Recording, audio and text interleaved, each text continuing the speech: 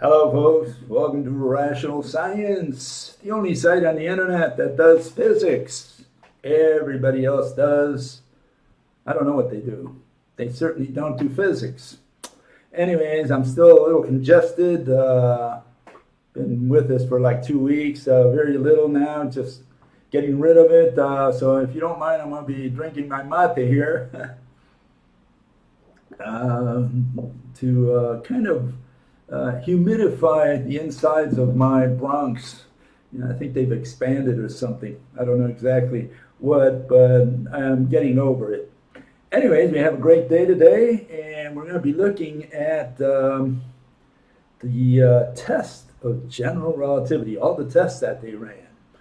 We're going to do a little summary of that and find out whether they have proven general relativity through all these experiments and observations.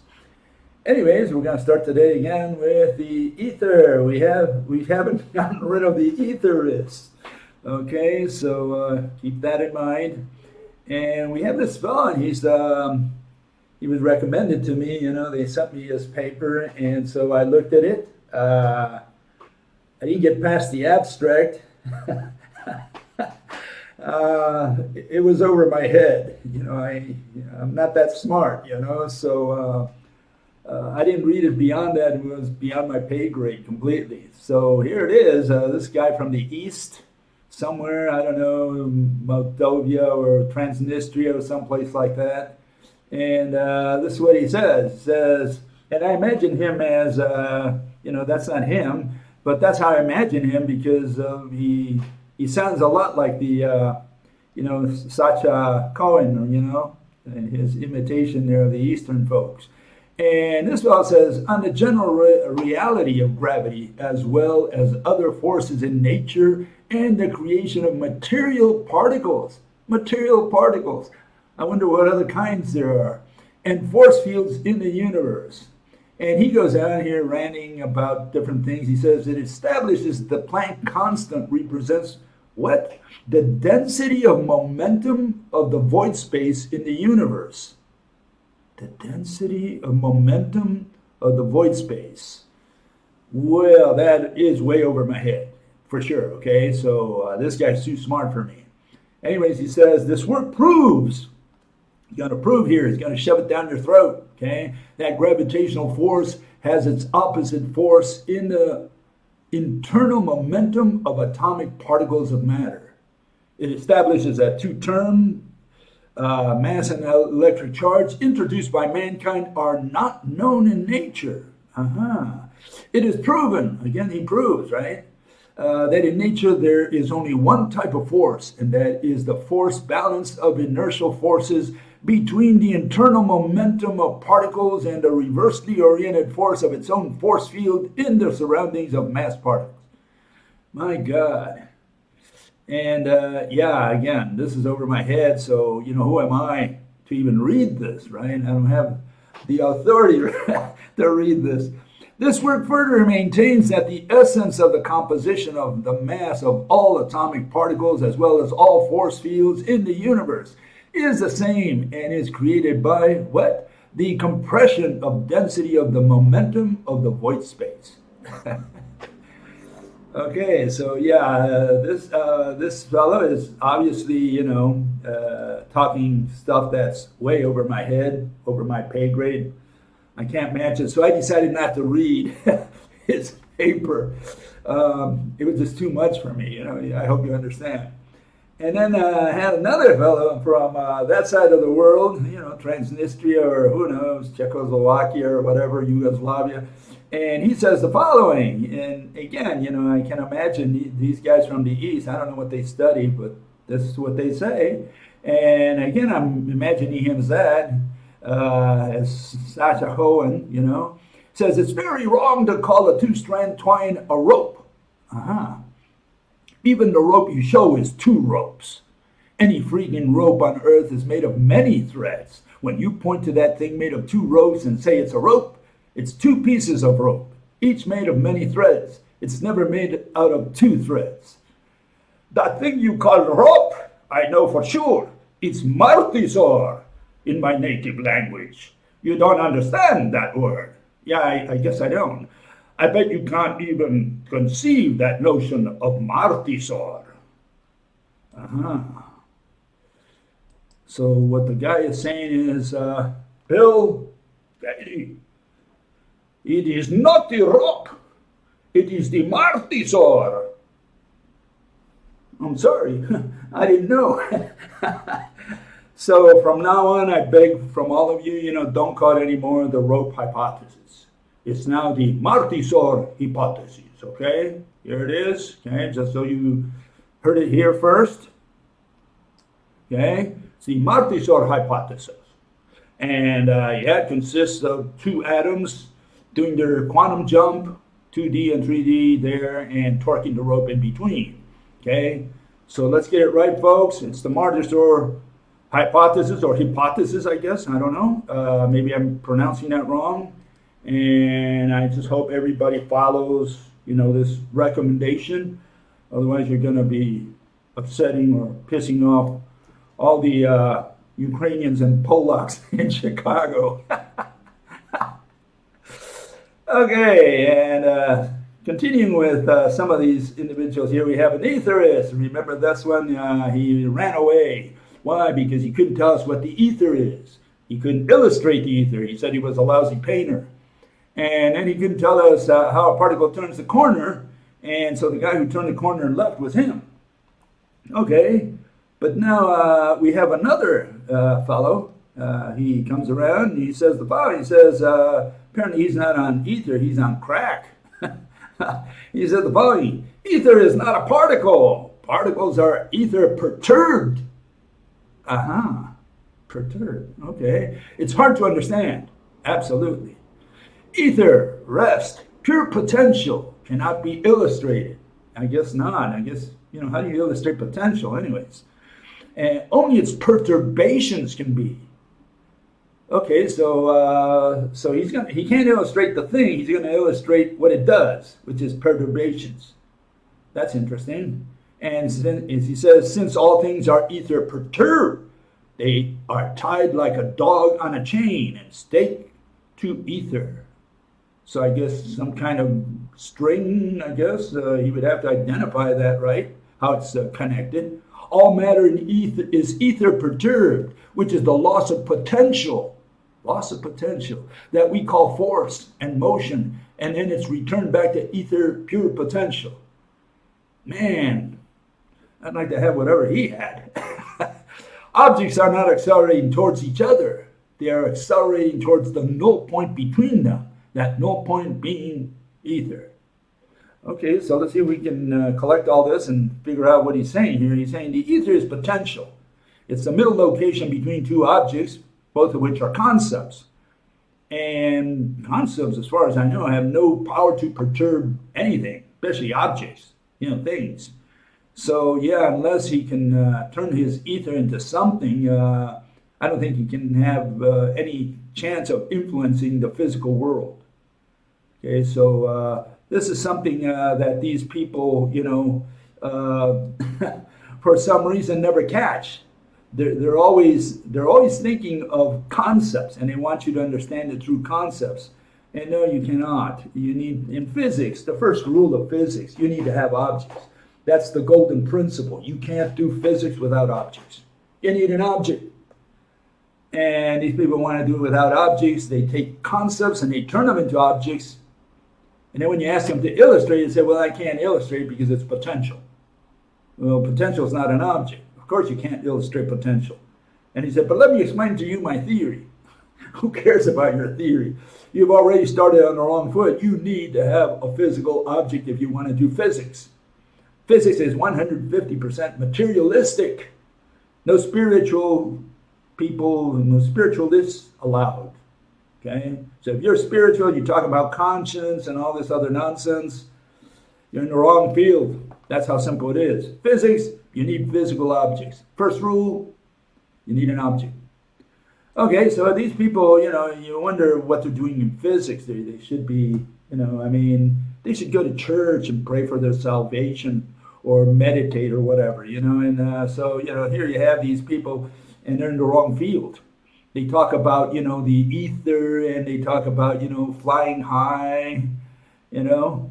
And so all I can recommend is that, they come down to earth. And fortunately, there is a solution to this, okay? There is a solution, folks. It turns out that all these etherists, they contribute nothing to my channel. Not in their comments, not in their questions, not in anything. And they surely don't contribute any money. None of these people go to Patreon and, help the channel out. They're getting a free ride, okay? And so because of that, I was forced to go and get some sponsors for my channel, okay? So that they can, help me out a little bit here. And so right now, I know you don't like these things, but I'm going to have to do a commercial on behalf of my sponsor, okay? And it's just going to be brief, okay? Anyways, if you're flying high, friends, because you're on ether or on crack or whatever, please remember to take Graviton. Graviton will get you back down to earth, okay? And they come in this handy little box, Graviton there, you see it? Okay? And 2 pills a day every 8 hours should bring you back, okay? So if you're high on ether, now you know there is a solution for you. Okay, let's get back to some rational science, even though we don't really have rational science when we have all these people come in here. Here you have one fellow, and he says the following. He says, I do not understand why modern humans have such issue believing a God could exist. So you can believe that we humans somehow came into existence out of nothingness, right? But God couldn't come to existence out of nothingness as well. So when humans see something like this, well, dark matter has to exist. And there's what he was referring to. But dark matter is just another term for God of the gaps, basically just with a cool name. God is real, people. He has put his signature all over, but the test is faith, not proof. And the problem he's got, a lot of these people have out there, they don't realize that proof is faith, is 150% faith. In other words, whenever people talk about proof, they're referring to belief. They're talking about opinions, okay? And so what these people are doing, they're introducing evidence. And they say, look, let me convince you. Let me persuade you. Let me recruit you to my religion, to my congregation. And so they present evidence. They talk about proof, knowledge, and that kind of stuff. And all that, we wipe it all out completely. We don't use evidence in science. We don't use proof, belief, opinion. All that's religion. What we do is we present a case, right? And if you want to present God, no problem. You can present God. You can present space-time. The way it works is, when you present God, you have to present an object, a thing. You're going to talk about God creating the universe or whatever, okay? Because you have to show us the mechanism of how God did it. You can't just say, well, I don't know that part of the theory. Well, that is your theory. That is your entire theory, how God created the universe, okay? So if you don't like to theorize, all you have so far is a hypothesis, an assumption. You're not saying you believe in God, and the other guy, the atheist, comes around and he says, I don't believe in God, so I don't like your hypothesis. Well, we should get rid of both of them, and we should get rid of the agnostics as well, who say, well, I don't know if God exists or what tests we can run to prove the existence of God. All that is garbage. None of that has anything to do with science. The scientist is different in all three of those groups. Okay? And the way we do it in science is we say, let us assume God exists. God can only be an assumption. God can only be a hypothesis. A hypothesis is not an unproven theory. A hypothesis is, it consists of all the objects and the definitions and the initial scene. That's what a hypothesis is. A hypothesis is something you concede in order to understand a theory. You don't say, I don't believe in your hypothesis. That's an irrational answer. Okay? But you can challenge the hypothesis and say, I have a better one, a better mousetrap. You can also say that where it fails, that you can do. You can try to tear apart the hypothesis. It's got nothing to do with belief. It's got to do with, logically demonstrating that the assumptions that the presenter made are, irrational. But other than that, you can present God and say, let me show you God. You point to God and say, this is God. Okay, and you see a human figure there with a beard and wand in his hand, no problem whatsoever. And that's a little more powerful than pointing to space-time, which we're going to deal with today, and say, this is space-time. So what are you pointing to?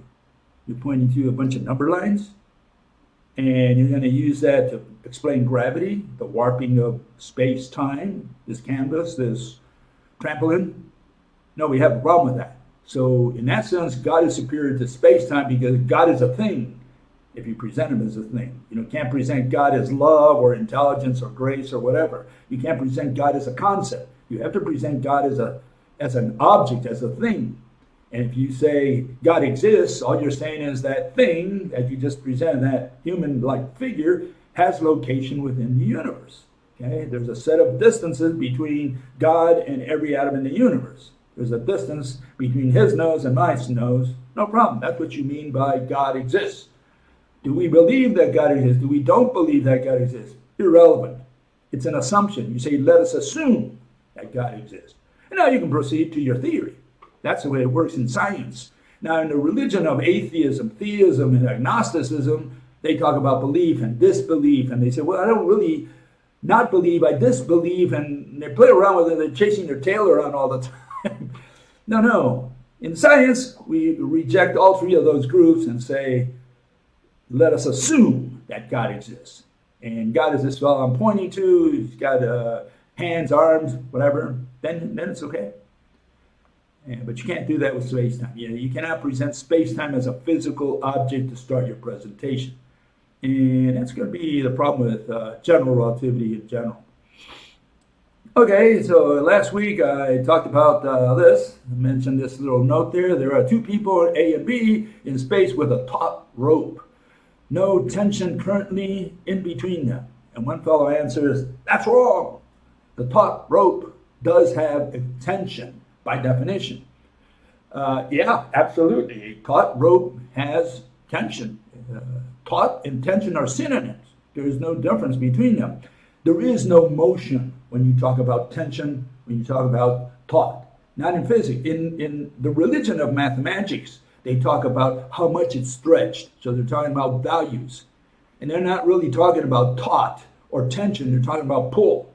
Okay? When you pull on the elephant with your rope, whether the elephant pulls on you or not, it's pulling on you anyway because there's an inertia there that you're struggling against.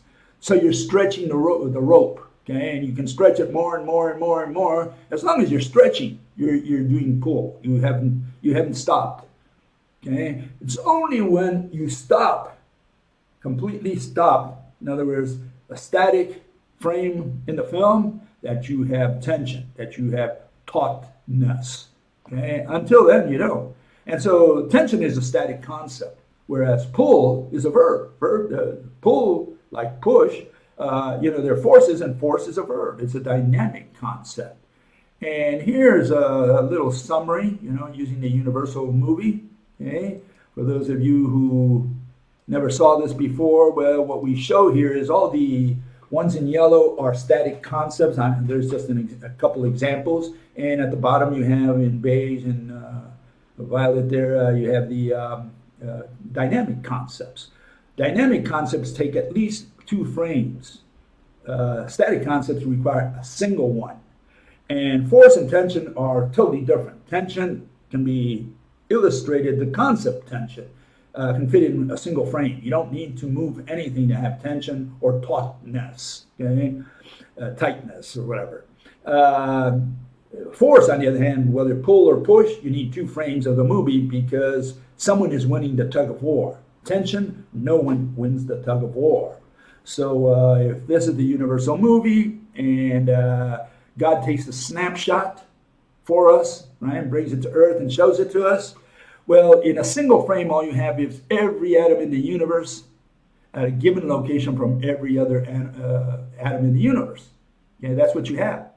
And so it's all, whatever you see in that little frame is all static. So any planets, any stars, any atoms, any electrons around the atom, everything is standing still. Everything is frozen.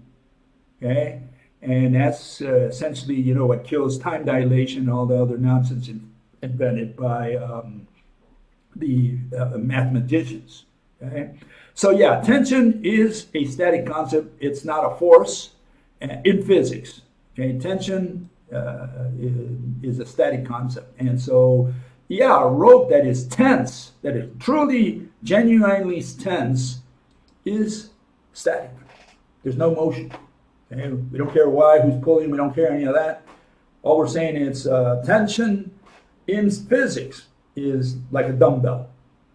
It's a stick that is made of a single piece uniting two objects. That's what tension is. Okay? So there is no motion. No one wins the tug of war in tension.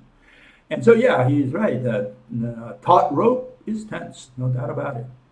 Okay, here we have a fellow who, an irrational fellow explains things. Listen to this. Atoms can be a medium for electromagnetic waves. Okay, we don't know what electromagnetic waves are because wave is not a thing. It's a concept. Okay, there's no wave is a verb. It's what something does. Okay, so you can't say the wave does this or whatever. So you know, atoms can be a medium for a wave, but wave cannot be a medium for anything. Okay, and so the guy continues, says the electric flux, whatever it is. Oh, I like that.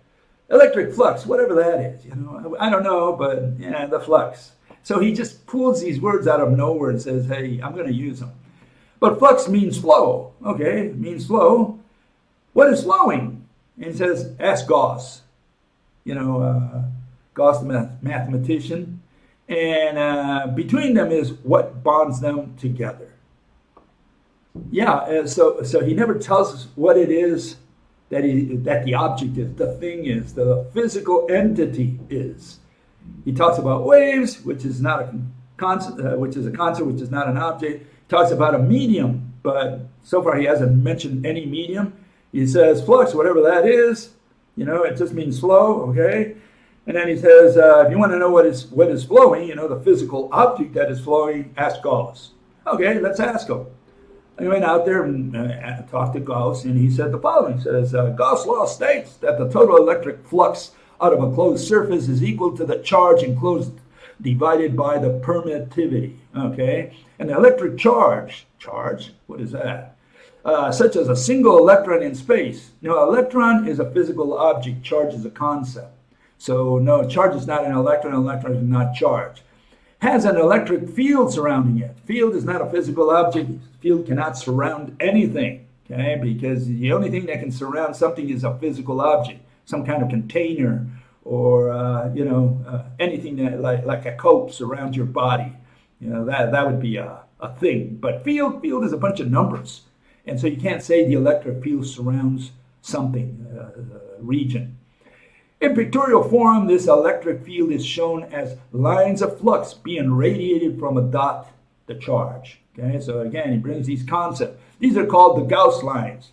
We don't have any lines in physics. Line is a two-dimensional rectangle, elongated rectangle. That's all a line is as far as physics is concerned. That's all that is in front of your eyes. You know, a line is just an extended rectangle. It's two-dimensional. It's a plane, in other words, right? Note that field lines are a graphic illustration of field strength and direction and have no physical meaning. Oh, I like that. There's no physical meaning to all this. Yeah, when you talk about field and lines, right, there's nothing to illustrate really because you're not talking about physical entities, therefore it has no physical meaning. I think this came out of the stack exchange, I'm not sure now. The density of these lines corresponds to the electric field strength, also called the electric flux density, the number of lines per unit area. In other words, when we ask Gauss, he has no idea, you know, what the mediator is. So when this fellow asks us to go in and talk to Gauss, like, you know, he knows what all this stuff is. No, we find out that Gauss doesn't know either. So what are we left with? We're left with not understanding how this fellow conceptualizes electricity. You know, he's talking about current, electricity. He's talking about the flow of fluxes and the fluxes flowing. And, you know, has no idea whatsoever because he's never identified the object, the physical object. And here you have a good summary of that, or a pictorial representation of what all these people are talking about. And this, I think, explains it quite well for anyone who wants to understand it, right? Here we have the electricity according to the religion of quantum mechanics. And they have it as flowing electron beads. They call them charges, like this fellow said, right? This is what they learn in high school, and they just parrot and never question it. And what they have is that all these beads go from atom to atom, right? And this is a simplistic version. In other words, we put a hydrogen atom there, a row of hydrogen atoms, and we have the beads moving from atom to atom. That's the explanation for electricity, the flux flow flux, right? That this fellow is talking about. And this is what they've always been taught, that you have all these beads just going from atom to atom. No one explains what got the first bead to move if all these beads are discrete entities, right? So what got them to move, we don't know. They say all these charges are flowing.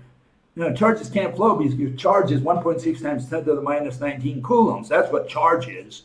So you can't say a number flowed or fluxed.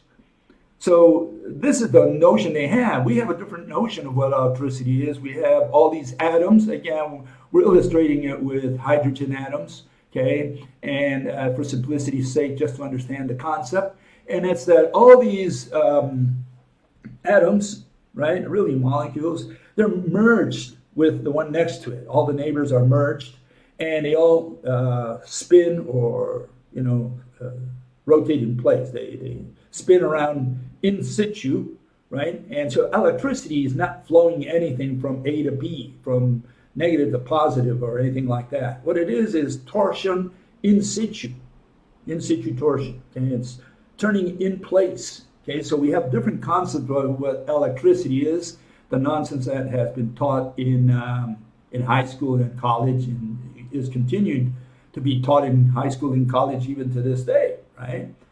But what is the quantum version based on? Well, it's based on this, on the irrational planetary atom. This is their atom. And so, yeah, if you have an electron bead that's just going around and moving from energy level to energy level, and then it, flies away sometimes, okay? And if it flies away, the question is, why did it not fall to the positive nucleus if the electron is negative? And what forces it to fly away later on? You know, so this is the problem with this model. Now, you'll hear that they don't believe in the planetary model anymore, and that's a total lie. You know, they said we have a new atom in quantum mechanics, and that's not really true. See, what they did was they say, well, it's not that, you know, it doesn't go in an orbit. That's all they said. They eliminated the orbit, the smooth orbit. They say the electron just bumps back and forth and can be found anywhere within a certain region around the nucleus, and it just, you know, it's here, there, and there.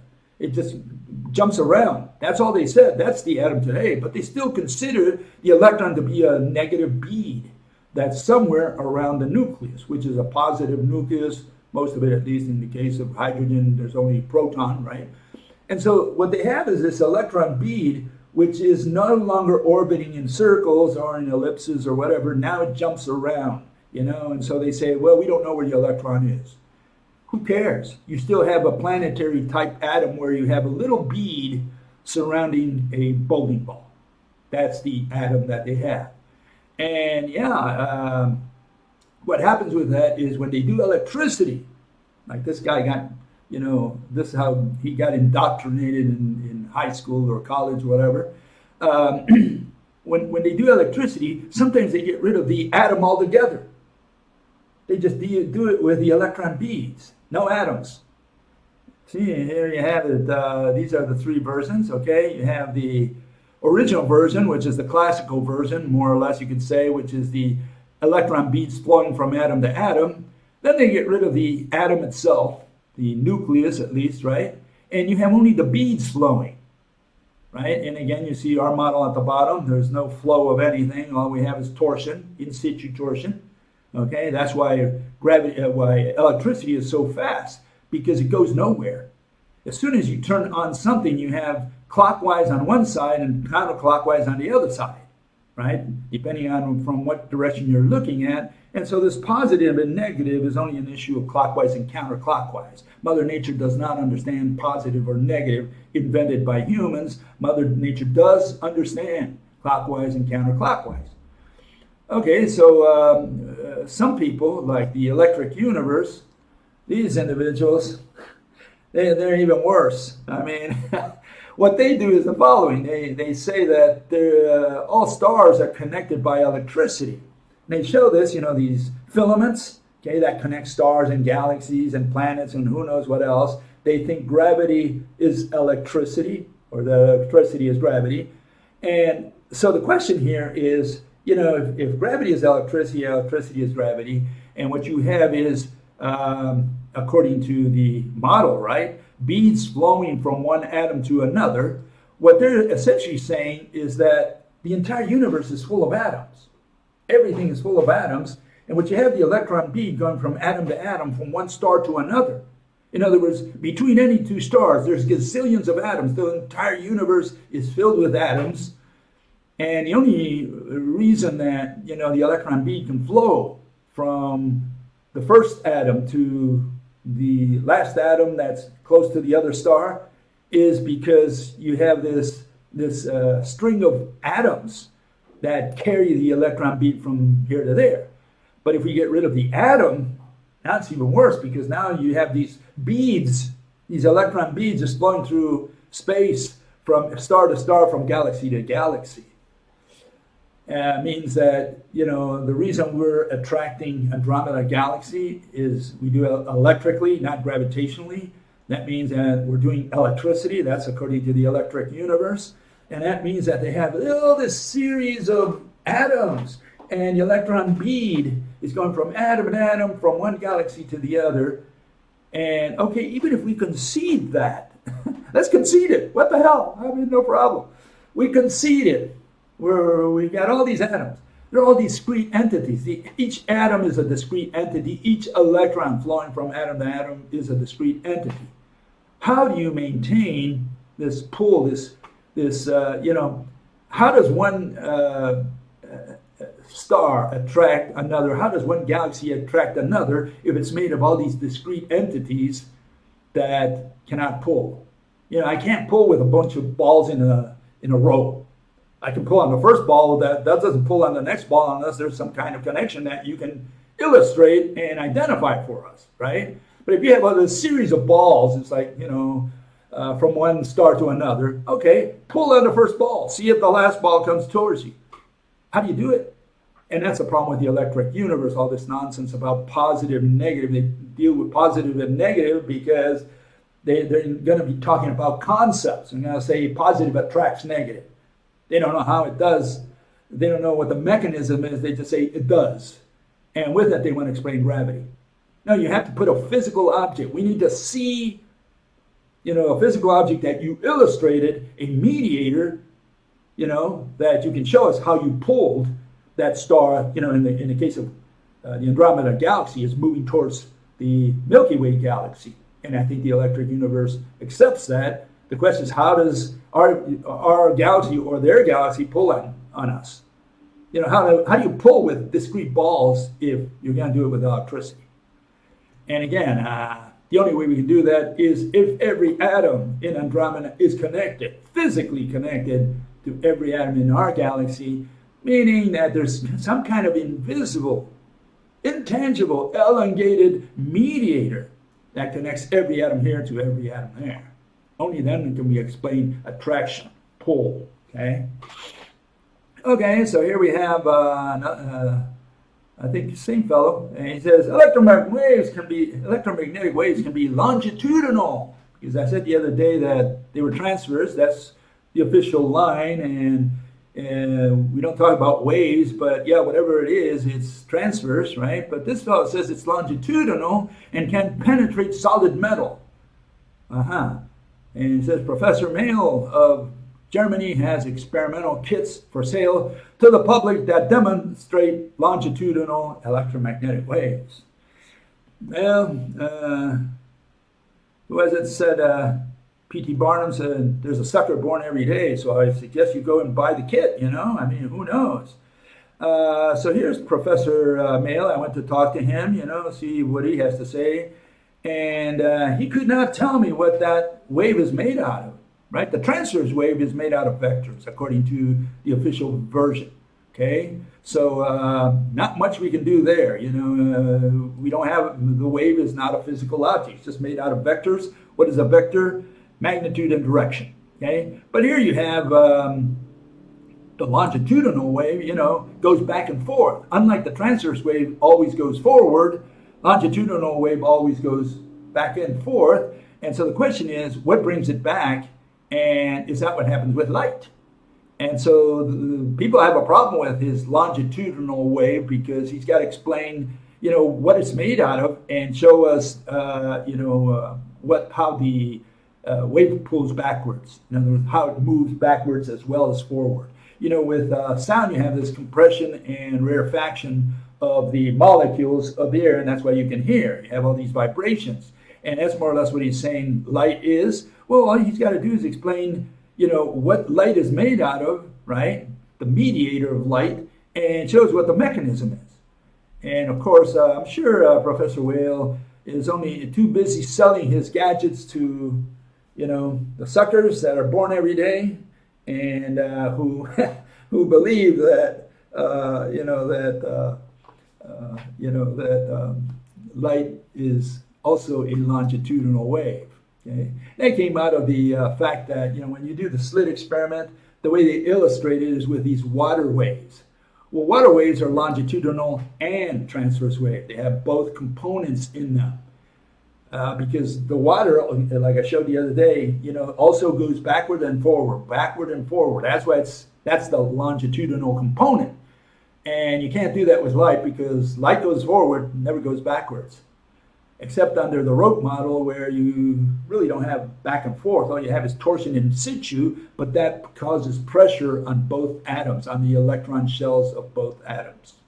Okay, so ours is back and forth in that sense only, okay, that it's bidirectional, but there is no pull or push. Again, you know, so, okay, I said here the other day that if you take a laser from the Earth and you point it at the moon, at the retroreflector there, and they did this experiment, by the way, I think it was Apollo 15, left the retroreflector on the moon, the astronauts did. And so they today, I think the experiment is now over, but they did for a few years where they pointed a laser at the retroreflector and got a signal back. The official version was that the lasers threw billions of photons to the retroreflector and only got 3 or 4 back. Okay, so because, you know, you have the Earth's atmosphere and you have also the distance and everything moves, etc., and so they only got 3 or 4 photons back, but enough to be able to collect them on their detectors. And they said, okay, we've proven, you know, that we can send laser light to the retroreflector and back, and it's used to gauge the distance of the moon with respect to the Earth. Well, here we show that you don't have to send anything out there. There is no sending. The rope simply twirls in situ. Every atom on Earth, which I have not drawn every single one, by the way, every atom on Earth is connected to every atom on the moon, including the ones that make up the retroreflector on the moon. Okay, that means that the moon can go anywhere it wants. The rope that connects one atom at the retroreflector is connected to one atom of the laser. Right? We're just going to look at 2 atoms here, 1 atom there, 1 atom here. They're connected by a rope.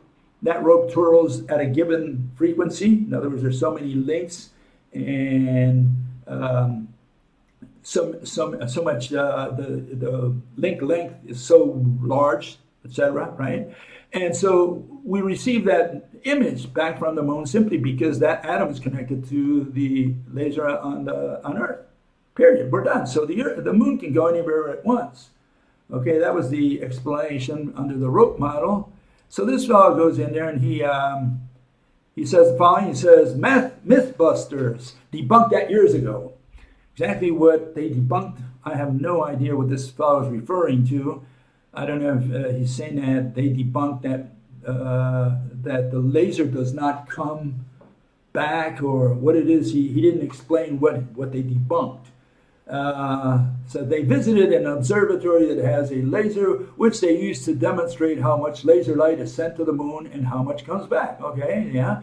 The latter figure being relatively minuscule. Okay, there is no way the light from a laser is in a medium that is connected to only the moon. No, nobody said it's connected to only the moon. Again, these people don't listen. No, it's connected to every atom in the universe.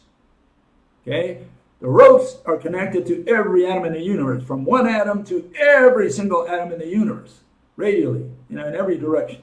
Okay, so let's get that right. It's not just connected to one atom on the moon. Okay, and then most of the laser light is wasted on Earth's atmosphere. Yeah, and the light that does make it to the moon either reflects off in the wrong direction or comes back to Earth, not necessarily to the telescope pointing at the relevant location on the moon. So I don't know what he's saying about debunking. I don't know if he understood what Mythbusters debunked. So I went there and got the video, okay? And what the Mythbusters were trying to debunk was the notion that people have that man did not go to the moon. That's the notion they're saying, look, we put a retroreflector there. If we can point our laser to that retroreflector and get some photons back, it means there is a retroreflector and someone put it there and had to be an astronaut. That's what they were saying. So here, let me put that piece of the video from Mythbusters. I dubbed it, for different reasons, and here it is. Listen carefully.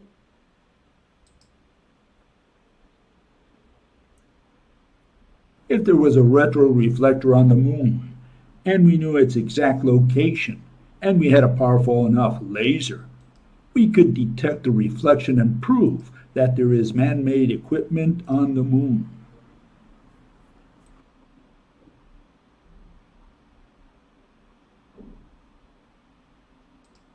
Okay, so what they were showing is that man had to go to the moon to put the retroreflector there, and therefore it proves, according to the Mythbusters, that man did indeed go to the moon. That's the notion they were trying to debunk the notion that people have that man did not go to the moon. That was the whole purpose of that whole video, okay? And did they do that? Were they able to really debunk it? And no, now we're going to debunk the Mythbusters. Okay, let's debunk them. And we don't debunk anybody first in science because we don't believe in debunking. There is no such thing as debunking in science. Debunking just means that I proved you wrong according to me. But according to you, I did not prove you wrong, so who's right? These are opinions. Proof is opinion. Proof is belief. Proof does not belong in science. But let's debunk them. Let's debunk the debunkers. Okay, here it is, okay? And this was Lunik 17, sent by the Soviets, okay? Was an uncrewed, not unscrewed, but uncrewed lunar vehicle equipped with what? A laser retroreflector supplied by France. In April 2010, the Apache Point Observatory Lunar Laser Ranging Operation team announced that they had found the long-lost Lunokhod 1 rover and had received returns from the laser retroreflector. So now, after so many years, they found it again. Okay, it's on the moon. It was sent by an uncrewed lunar vehicle. There was no crew, and they were able to put a retroreflector on the moon without putting a human on the moon. Okay, so we don't need humans to put things on the moon. And a lot of people don't seem to understand that. They've sent all kinds of stuff. They sent a rover to Mars, roaming around Mars, for those of you who believe that, right? Because there's a lot of people who don't believe that. And so you don't need to have humans put things, on the moon. You can do it with robots, and that's essentially what's happened here. And here is the the Soviet, I guess, documentation of that. Okay, here it is. Listen carefully or watch carefully. Here it is. A happy landing for Russia's unmanned Luna 17 spacecraft and a big step forward for Soviet scientists in Lenin's Jubilee year. The first self-propelled vehicle ever to drive across the lunar landscape is controlled from Earth. It's been sending back television pictures and carries, among other equipment, a laser reflector. So now Soviet space experts have proved their theory that space exploration can be carried out by automatic equipment without risking the lives of astronauts.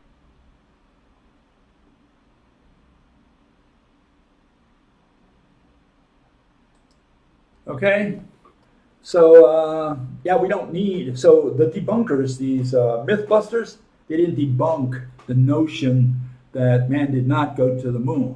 It's irrelevant what they said about that. The fact that there is a retroreflector on the moon does not mean that the mythbusters are correct in having debunked anything.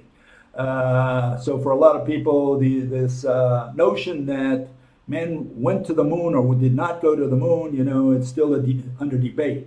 Now, I say, all I can tell you is my assumptions. I make the assumption that man did go to the moon. Okay, I have explained about that, related to that in the past, saying that if we can send a probe, a rocket, whatever, all the way to the moon, an unmanned one, there's no reason not to be able to send a human out to the moon. Okay, and so this notion that people have that we did not have the technology in the 1960s to send rockets to the moon, I think that's where people have to do their research.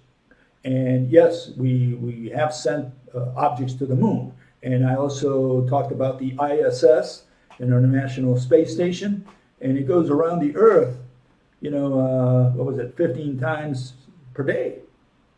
And all you have, and NASA, publishes the route.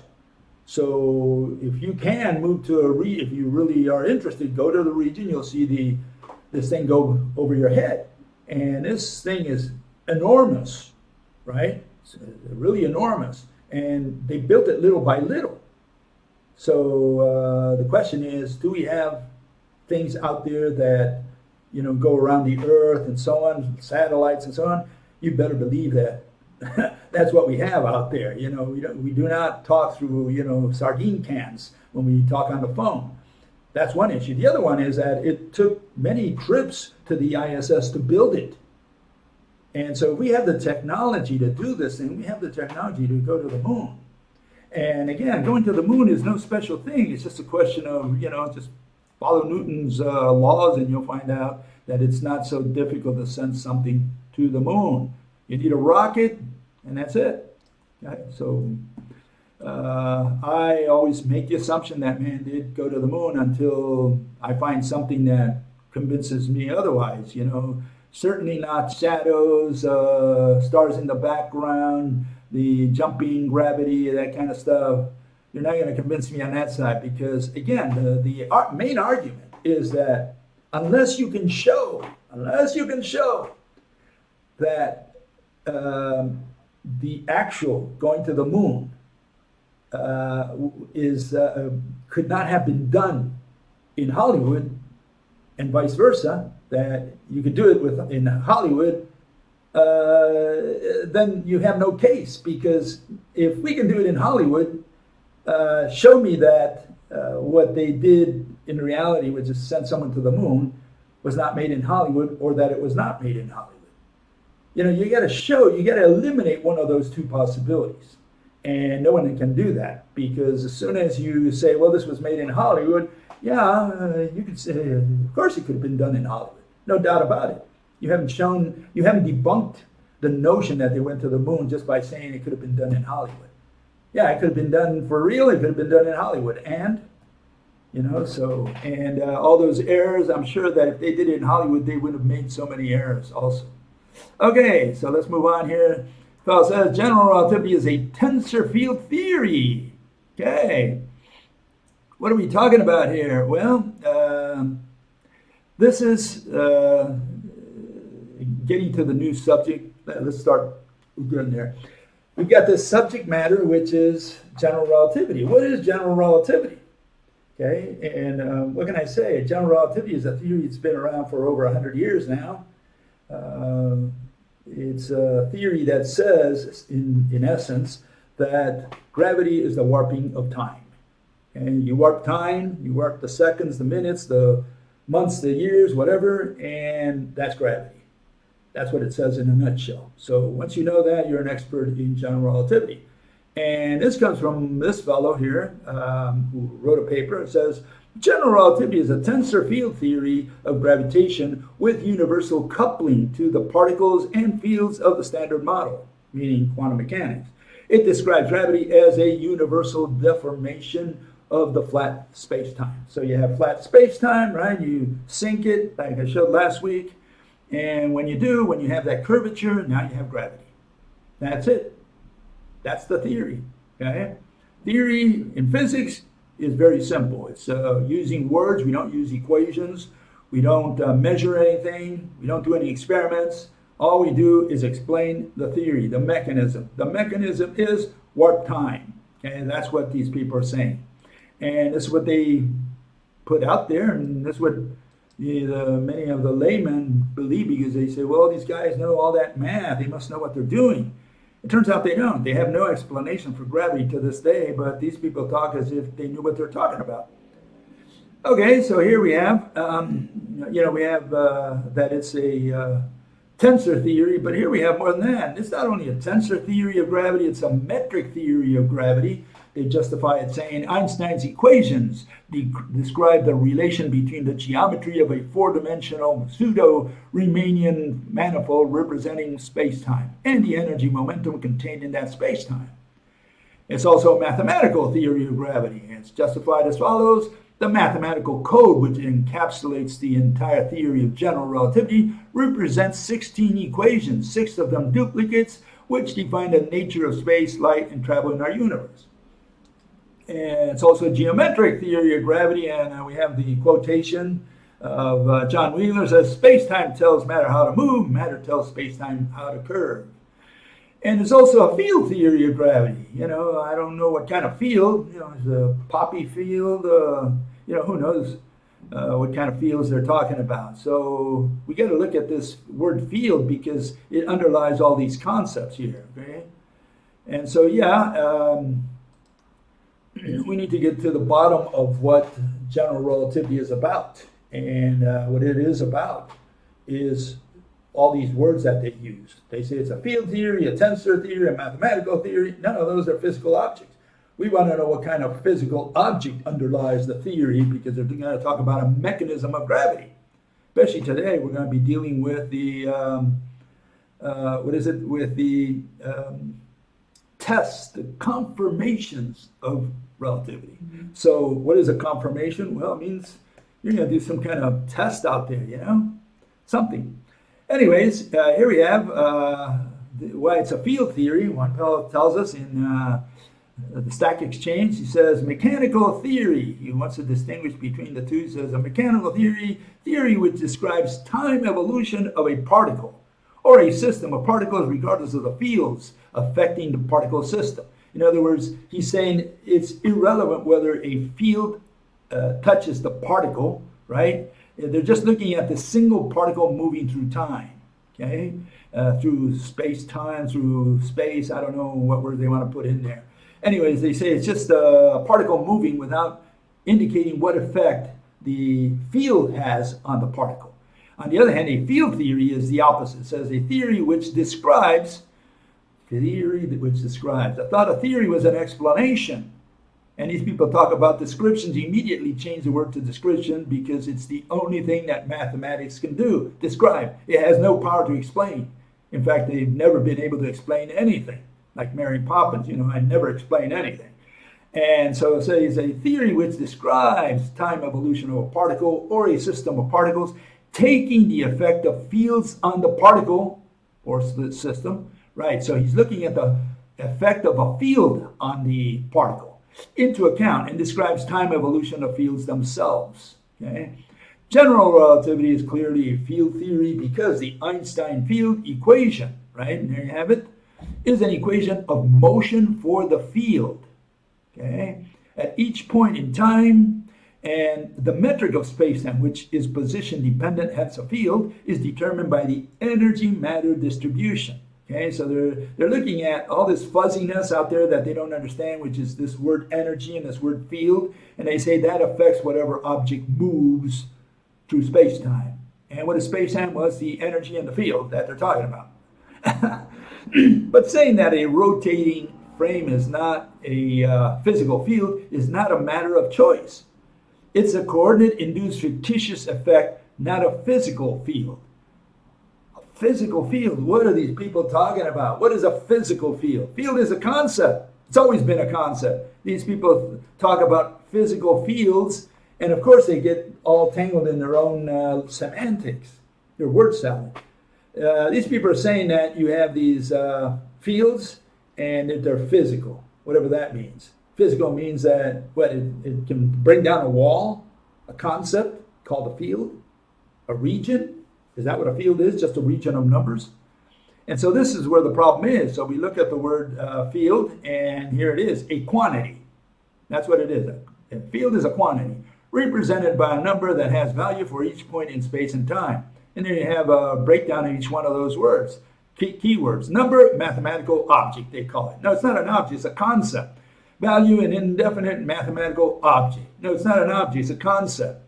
Point, an exact location in space. Space-time, any mathematical model which fuses the three dimensions of space and time. Space is the fundamental space. I love that one. That's a good definition. Space is the fundamental space. And time, the continued sequence of existence and events that occurs in irreversible succession from the past, which is time, through the present, which is time, into the future, which is time again. Okay?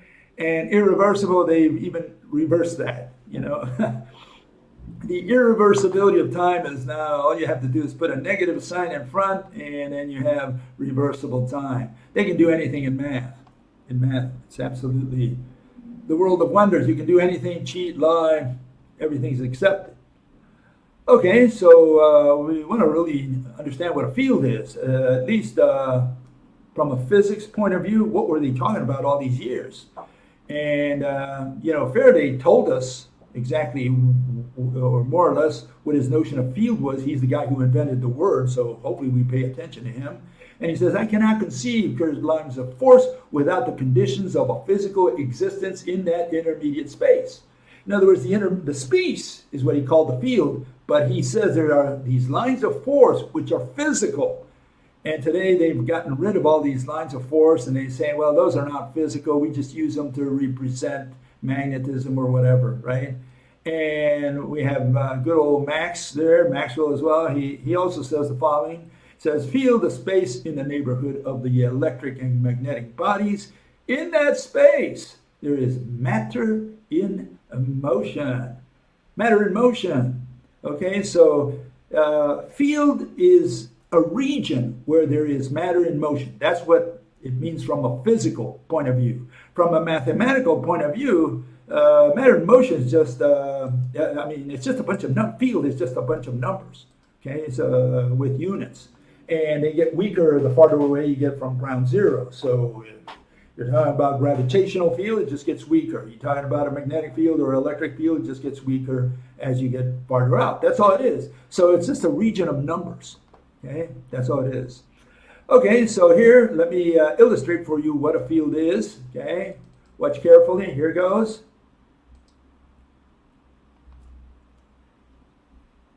You have this fellow, and he's jumping around. Okay, the field is what is the field? The field is the region. The rope is the object, not the region. Okay, the object is rope. That's what Maxwell and Faraday were referring to. Okay, and yeah, the region is what we call the field. And so this is where the problem is. You know, that all these people never understood that a region between two magnets, for example, right? It's got something in there, some physical object that we cannot see or touch. Therefore, it's no use going to the lab and trying to figure out what that is. The only way to figure that out, you sit in your office, put your feet on top of your desk, you're on the right-hand beautiful girl on the left hand for, inspiration. And you have to think and try to visualize what could be in that region. You're not going to go to the lab and figure out magnetism. There's no way you can touch it or see it. So why are you wasting your time? We've already done a million experiments with regard to magnetism and gravity, and they never figured it out. Why? Because they never figured out that they have to put an object in there, an invisible, intangible object. And it had better be invisible or intangible, because if you make it visible or tangible, like you say, hey, I proved it in the lab. I was able to touch it with my hand, touch me hands. No, you cannot. You cannot touch it. If you touched it, for sure, it's not what Mother Nature has out there. For sure, it's not the so-called field, or better yet, the mediator of the field. The field is the region, whatever's moving in there, whatever physical object in there is in there, you cannot see or touch. So you cannot go to the lab, you cannot say, I experimentally proved what's in there. You can't do that. You can only visualize it. You can try to imagine it. That's it. And a lot of people don't understand that. In fact, all the mathematicians ever since, Pythagoras all the way to today, never figure that out, that you need to put an object in there and that you cannot run an experiment. You have to imagine, you have to visualize it. Okay, here we have confirmations of good old Einstein. That's what we're going to look into today, now that we've looked at the introduction there for what general relativity is. It's got to do with this thingy called space-time. They're going to try to confirm it.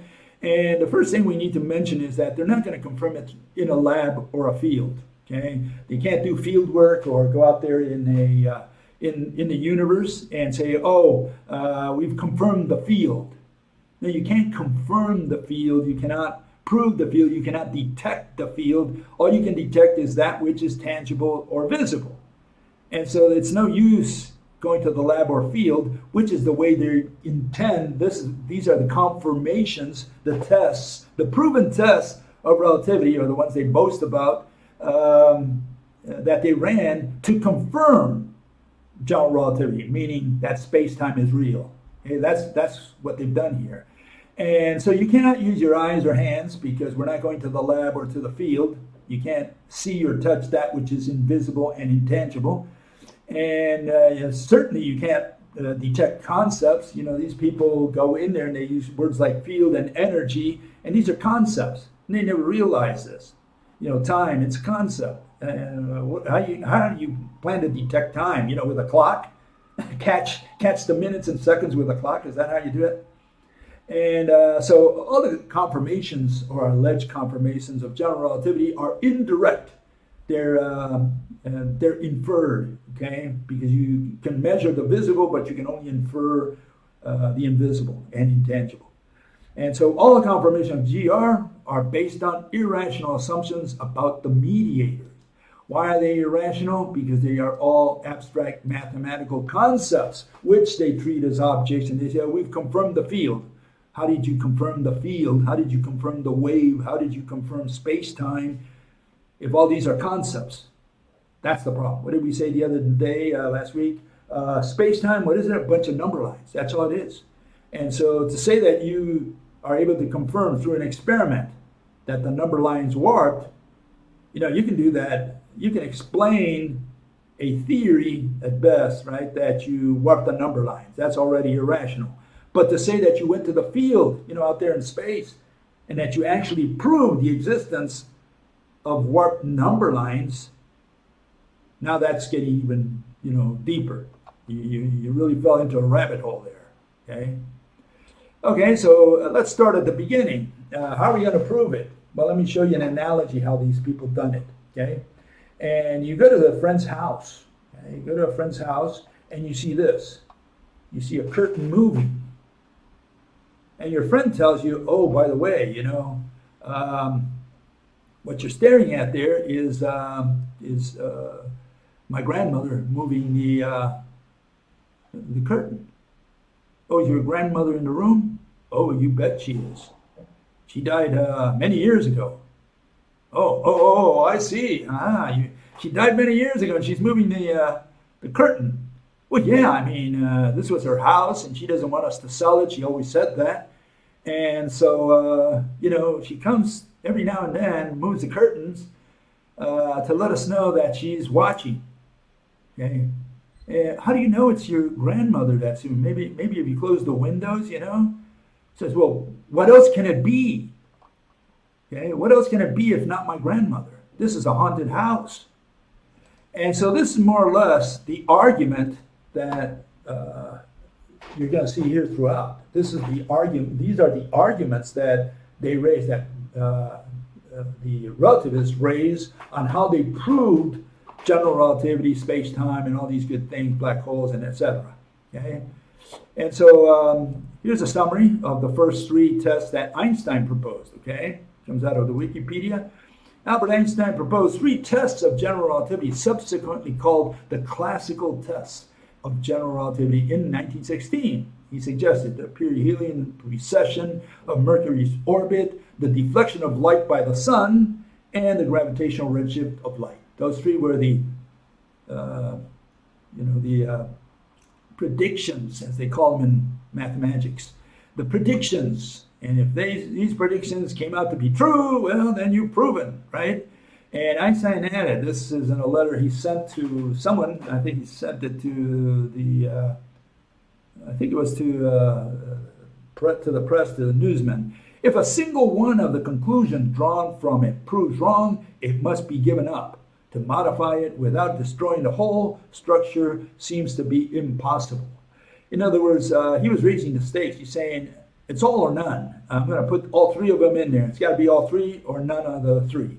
And so, it was like he was putting his name on the line that if all three turn out to be true, well, he obviously was right, correct. He proved relativity, space-time, whatever, right? Okay, let's go with one of the first ones here. This one is the light bending, okay? And some of you have seen this in the past. But let's just illustrate it. Here goes.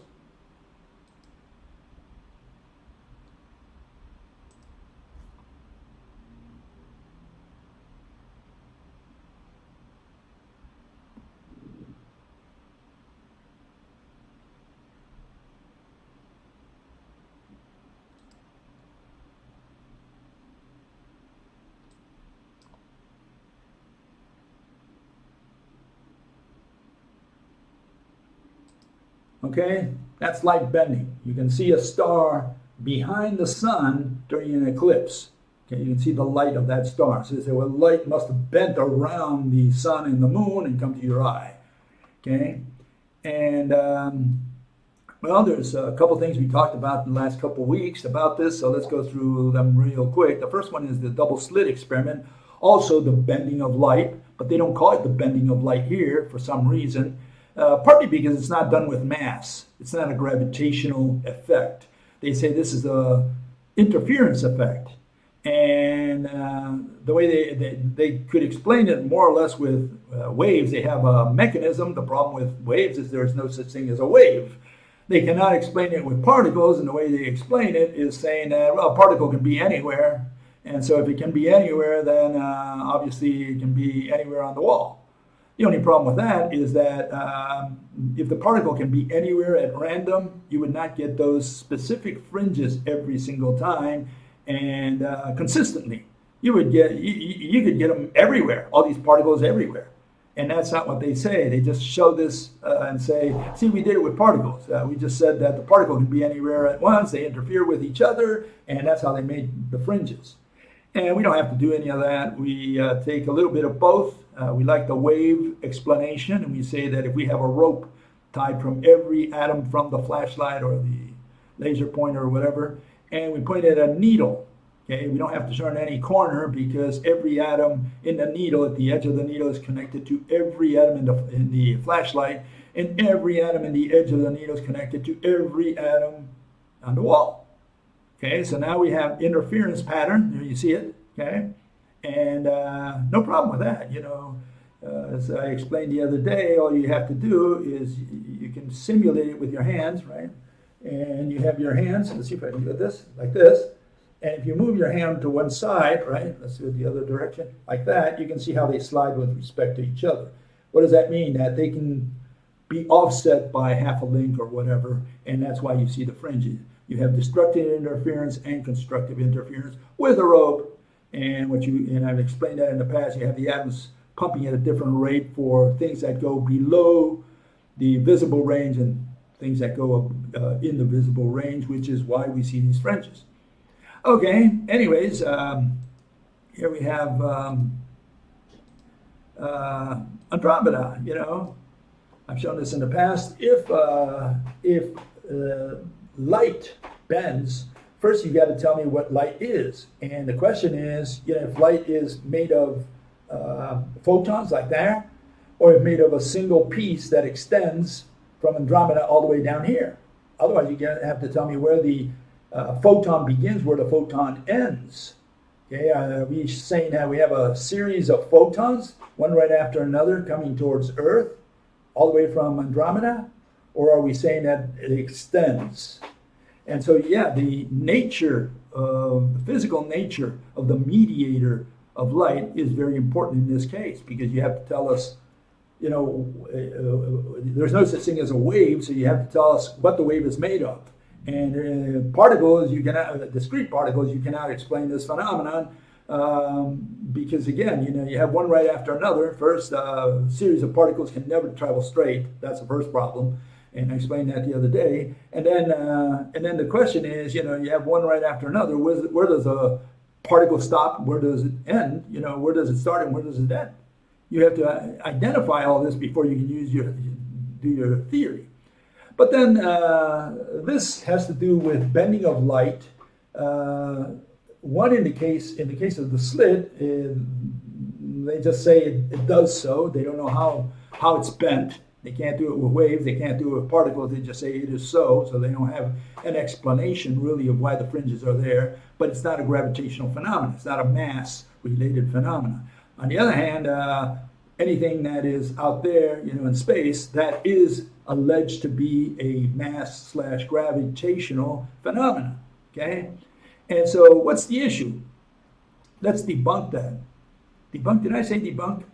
No, we don't debunk in science. All we can do is show you the irrationality of what general relativity proposes.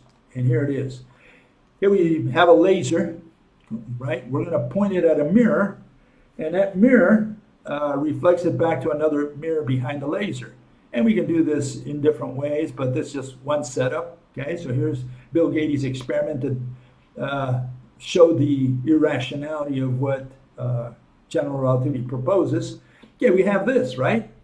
And now what happens? Well, they say that mass bends or warps light. Okay, so let's put a bunch of trucks, okay, on one side of that beam, full of all kinds of garbage. I mean, we can put tons in there, as much as you want. And it should deflect the beam a little bit, at least, right here on Earth.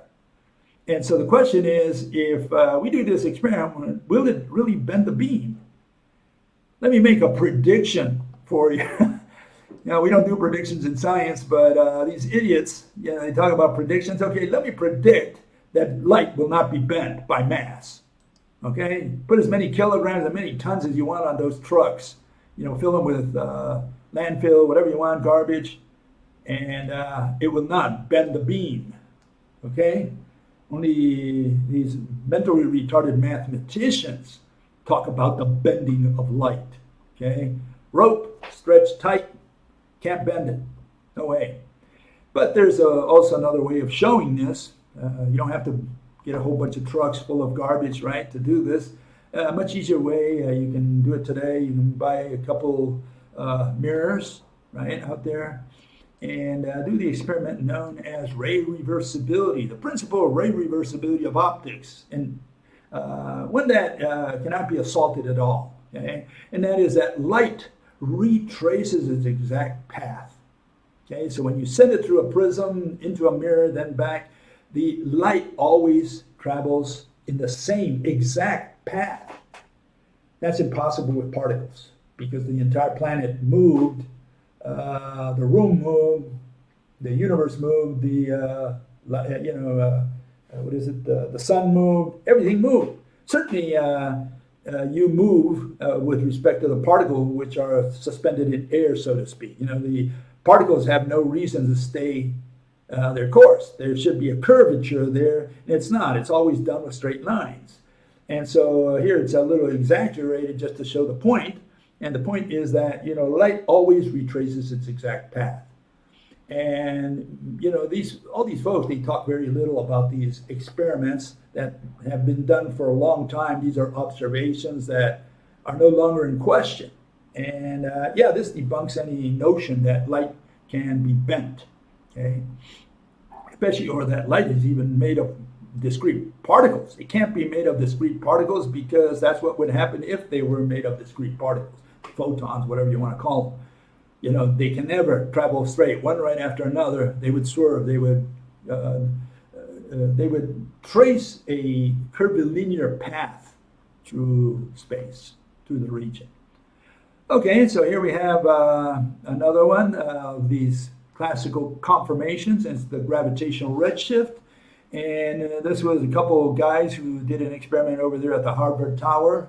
Famous one, said, consider a falling object, its speed increases as it is falling. Hence, if we were to associate a frequency with that object, the frequency should increase accordingly as it falls to Earth. We should observe the same effect for light. So let's shine a light beam from the top of a very tall building. If we can measure the frequency shift as the light beam descends the building, right, we should be able to discern how gravity affects the falling light beam. In other words, they're saying that gravity, whatever that is, right? Mass, right? There's more mass towards the bottom of the Earth, on the surface of the Earth than up, in space. That's what they're saying. So gravity is going to affect light. Light is going to suffer some, frequency change simply as it approaches a mass. Or shift as the light beams descend the building, we should be able to discern how gravity affects the falling light beam. Pound and Rebka shone a light from the top of Jefferson Tower at Harvard and measured the frequency shift. The frequency shift was tiny, but in agreement with a theoretical prediction. Consider a light beam that is traveling away from a gravitational field. Now we're going to go in the opposite direction. Okay, we're going to go out of the Earth. Its frequency should shift to lower values. In other words, the frequency should be less, right? This is known as the gravitational redshift of light. The gravitational redshift implies that space is curved. No, it doesn't.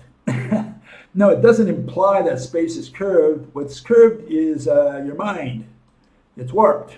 You got a warped mind, okay? And so, we can do it very easily with a rope model. And here's an example, okay? As the ropes extend from every atom on Earth outwards, we would expect eventually the ropes to have lower frequency and longer wavelengths. Okay, so the frequency coming out of the sun is very high, but as it travels down to Earth, towards the middle between the Earth and the sun, the frequency should be in other words, the wavelength should be longer the farther away it is from the sun and from the Earth, and it should be lower frequency. Okay, so that's what we should see in the middle between the Earth and the sun. And you can do this with a rope at your home. You can tie it to the wall, from one wall to another, very tight. Okay, and no matter how tight, and it's better to do it a much longer distance. You can do it at home, but it's much better to do it, a couple kilometers if you can. And what you will note is that as tight as you have it right at the edges, that means torqued to a high frequency, in other words, many links and shorter links.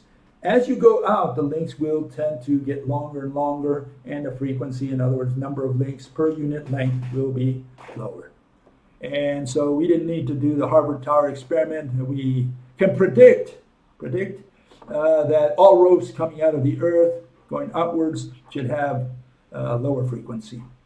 That's the prediction they call it, of the rope model. Okay, here we have another one, which is the perihelion shift, and this is the one that gave Einstein his gold medal, right? In other words, this is the one that he was able to, that they were able to prove in 1919, and he was able to calculate to a higher degree than Newton this shifting of the perihelion, of Mercury's perihelion. In other words, what you see is there's a shifting as you go along. The orbits of Mercury trace a Rosetta-like pattern when it moves around the sun. That was the finding, okay? And the issue was not that. The issue was the numbers. For all these mathematicians, they say, oh, Einstein is more accurate than Newton. So his theory is correct and Newton is wrong. And then he had a different mechanism, which was space-time warpage, whereas Newton said it did it with particles. And they couldn't really understand it with particles, but they said, oh, but if space-time is out there and it's warped, we can understand that. But they don't understand that space-time is not a physical object. It's an abstract mathematical concept, and you cannot bend concept. So their physical interpretation is totally irrational. Okay, so here we have a planet falling through curved space. Okay, here, watch this.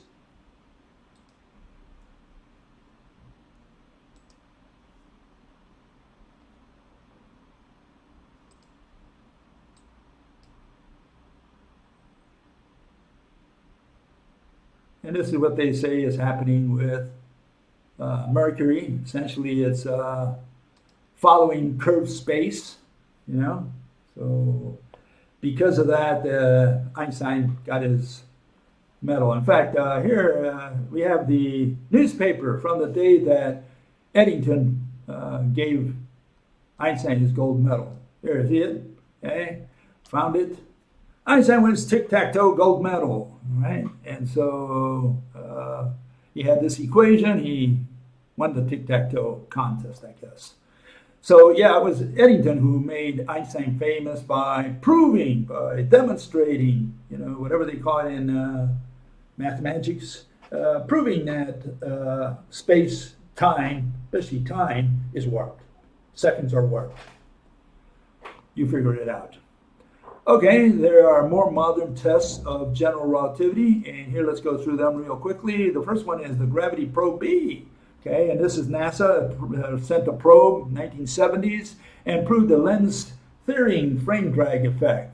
They're saying that when the Earth spins, it drags time around itself. Okay, that's what it was all about. Celestial objects that drag time around as it spins, and these were the mission objectives from NASA.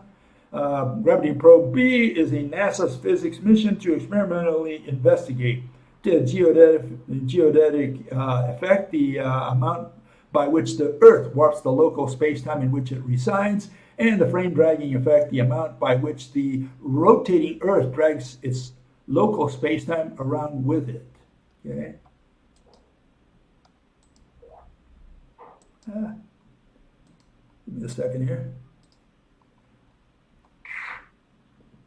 Okay, so what are they talking about? Well, they're talking about this. This was put in by Brain Green, okay, and he illustrated what these people were up to. Here it goes. Watch carefully. For over a year, Gravity Probe B orbited the Earth while NASA monitored whether the Earth would actually twist space. The data began to trickle in, and there was a problem. The gyroscopes were experiencing a tiny, unexpected wobble, and to clean up the data would cost millions. Over the next 2 years, the problem with the data was solved, revealing that the axis of the gyroscopes shifted by almost exactly the amount predicted by Einstein's equations.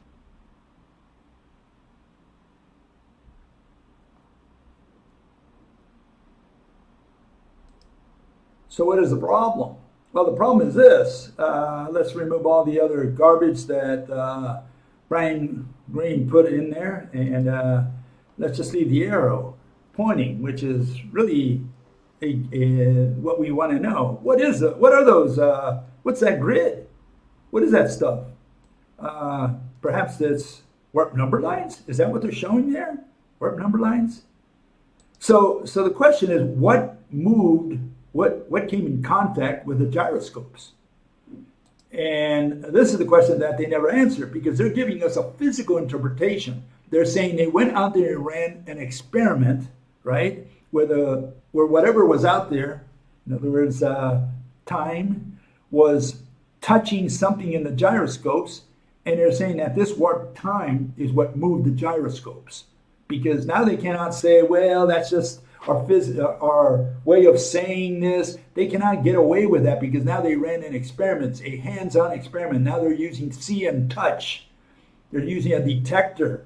And they're saying, look, something moved the gyroscopes. No problem. If something moved the gyroscopes, tell us what it is. And certainly it cannot be number lines, which is their conclusion. So we have a problem because these people are trying to get away with murder. They're saying on the one hand, we're going to run a test. See, if you do it on the board and you just calculate stuff and then give a presentation, say, well, we predict this is what we think happened. But when you're doing an experiment, spending millions of dollars sending this probe up there, right, with these gyroscopes, which they took many years to build, to polish, to make them perfectly round. They send them out there. First, they fudged the data because there was a problem with the data. So they said, well, let's clean that up, which was what they were trying to prove, that there should be no wobble. And then there was a wobble, unexpected wobble. And they said, well, let's get rid of that data, So I guess they stabilized the gyroscopes. Okay, fine. And now what? Now they say, well, something moved the gyroscopes. Something came in contact with the gyroscope. Okay, let's concede, no problem. And what came in contact with the gyroscope? Was it time or was it space? And this is the problem. These people say it's warped space-time, which is warped number lines. Warped number lines cannot have an effect on gyroscopes. Believe me. Please believe me. Okay, there's another one, another modern proof. It's got a little bit to do with special relativity, but it's got to do also with, the general relativistic notion of gravity affecting both light and time, right? And here it is. Time passes more slowly in a stronger gravitational field. And that's not true. And I proved the opposite, proof, evidence.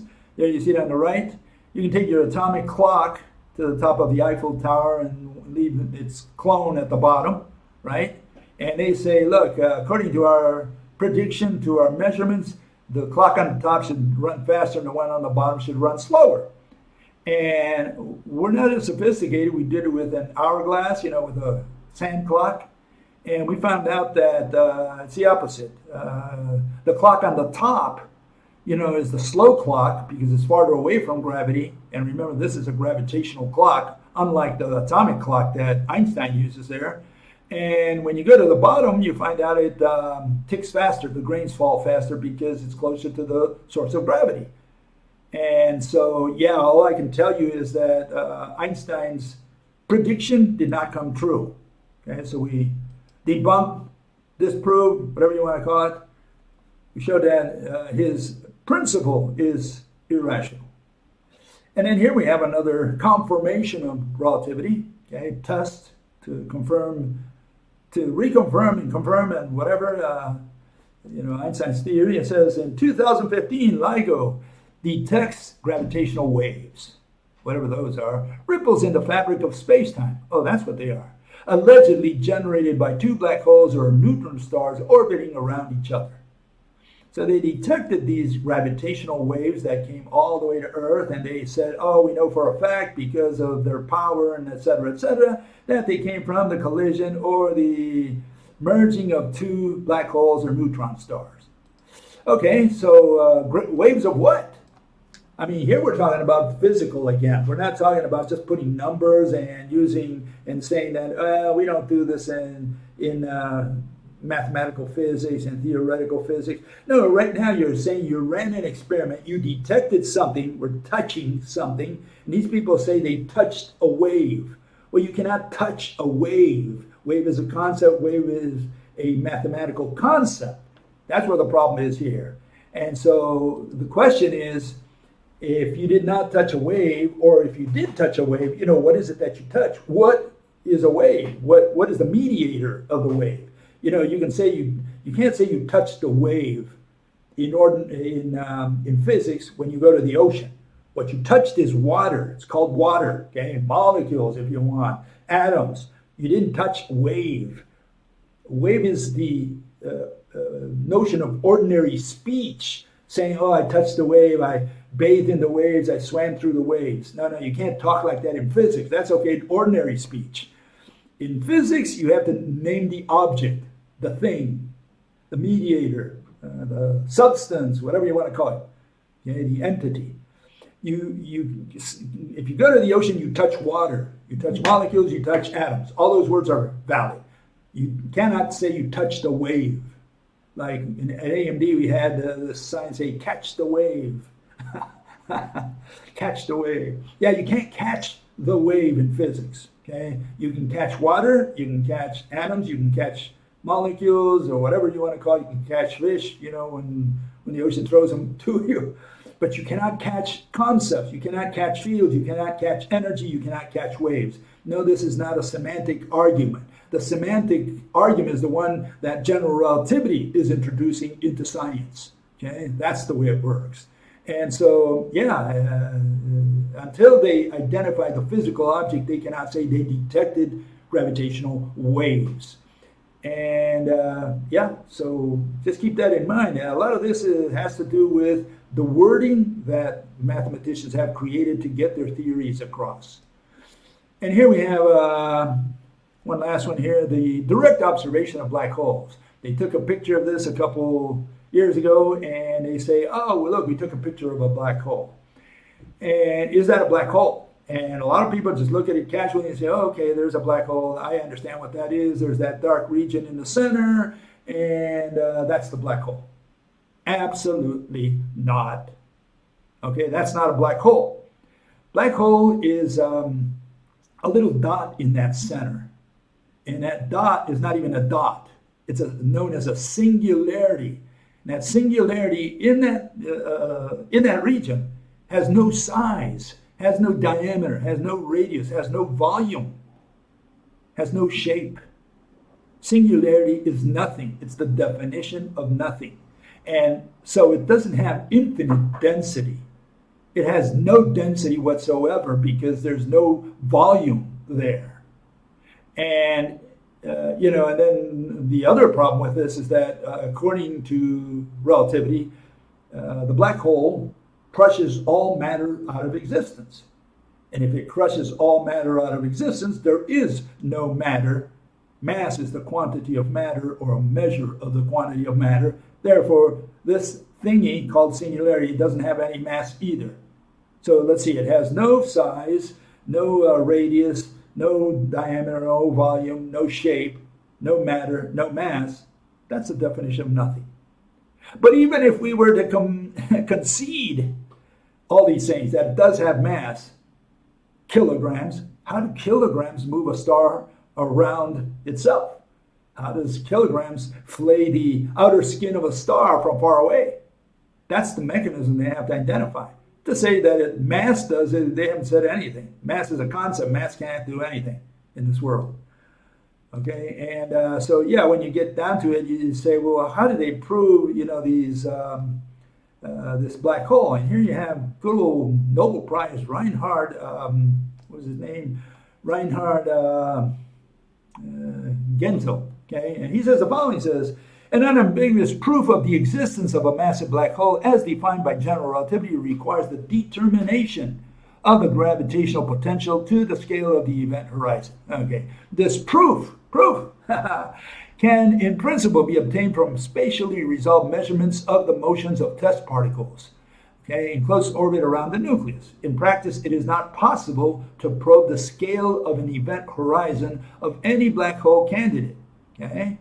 A more modest goal, then, is to show that the gravitational potential of a galaxy nucleus is dominated by a compact non-stellar mass, and that this central mass concentration cannot be anything but a black hole. And then he says, later on, he says, the main result of our work is the proof of existence of an astrophysical massive black hole beyond any reasonable doubt. He thinks he's in a court of law saying, oh, it's beyond any reasonable doubt, and the only thing it could be is a black hole. So that's how they proved it. They proved it indirectly, and they prove it with mass, which is not a physical object. Mass is just a concept. Black hole crushes all matter out of existence, and nevertheless, good old Chandrasekhar proved mathematically that a black hole compresses, in other words, a star compresses completely to absolutely nothing, to zero volume, zero size. And he got the Nobel Prize for proving that mathematically. Okay, so you figure it out. And now let's go with the icing on the cake to closing arguments here. We have good old Einstein, okay? And what does good old Einstein say? This is how he ended his days. I'm generally regarded as a sort of petrified object, rendered blind and deaf by the years. I have become an obstinate heretic in the eyes of my colleagues. And then in a letter he writes to someone there, to Bezos, he says, to Bezos, one of his friends, right? All these 50 years of conscious brooding have brought me no nearer to the answer to the question, what are light quanta? Nowadays, every Tom, Dick, and Harry thinks he knows it, but he is mistaken. I consider it quite possible that physics cannot be based on the field concept. What we were talking about in the last hour for a field, right? On continuous structures. In that case, nothing remains of my entire castle in the air, gravitational theory included, and of the rest of modern physics. So this is how good old Einstein ended up his days. And just to top it off, he didn't believe in black holes. He did not believe in Big Bang. He did not believe in gravitational waves. He wrote about this in a couple papers, by the way. And he did not believe, or would not have believed, in dark matter and dark energy and none of that nonsense. Okay, so good old Einstein, he's put as the poster boy for general relativity when he ended his days not believing in any of that anyways. With that, I'll see you